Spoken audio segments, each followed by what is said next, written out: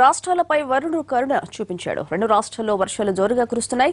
వాయువ్య బంగాళాఖాతంలో ఏర్పడిన ఉపరితల ఆవర్తనం ప్రభావంతో తెలంగాణ, కోస్తా, రాయలసీమలోని పలు ప్రాంతాల్లో మోస్తారు వర్షాలు పడుతున్నాయి. ముఖ్యంగా తెలంగాణలోని కరీంనగర్లో 17 సెంటీమీటర్ల వర్షం కురిసింది. మరో 2 రోజుల పాటు వాతావరణ సూచన ఉంది. వానాల కోసం మొహం వచ్చిన తెలుగు ప్రజలకు ఉపశమనం లభిస్తోంది. గత 2 రోజుల నుంచి పలు జిల్లాల్లో మోస్తరు నుంచి భారీ వర్షాలు పడుతున్నాయి.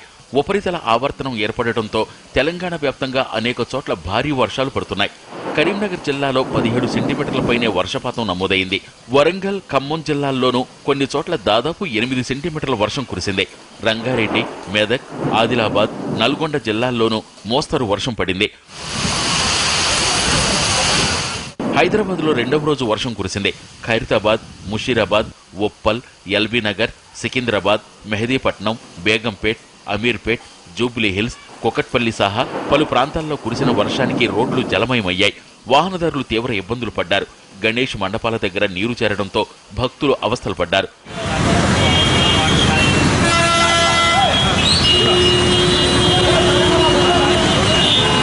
కోస్తాంధ్ర, రాయలసీమ జిల్లాల్లోనూ పలు ప్రాంతాల్లో మోస్తరు నుంచి భారీ వర్షాలు పడ్డాయి.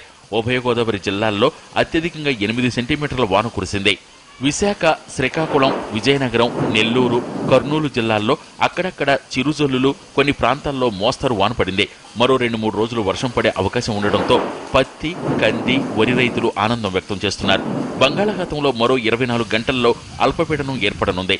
ఇది ఎల్లుండి కల్లా ఇంకాస్త బలపడుతుందని అంచనా వేస్తోంది వాతావరణ శాఖ.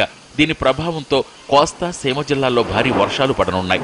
అలాగే తెలంగాణలో 4 రోజుల పాటు భారీ వర్షాలకు అవకాశం ఉందని అధికారులు చెబుతున్నారు.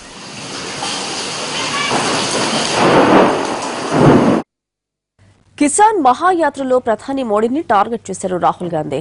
తన సూటు పాడైపోతుందని, రైతులతో సెల్ఫీ దిగడం లేదని విమర్శించారు. ఉత్తరప్రదేశ్లో రాహుల్ గాంధీ చేపట్టిన కిసాన్ మహాయాత్రలో ఘాజీపూర్కు చేరుకుంది. ఈ సందర్భంగా రైతులతో ముఖాముఖి చర్చించి వాళ్ల సమస్యలు తెలుసుకున్నారు రాహుల్.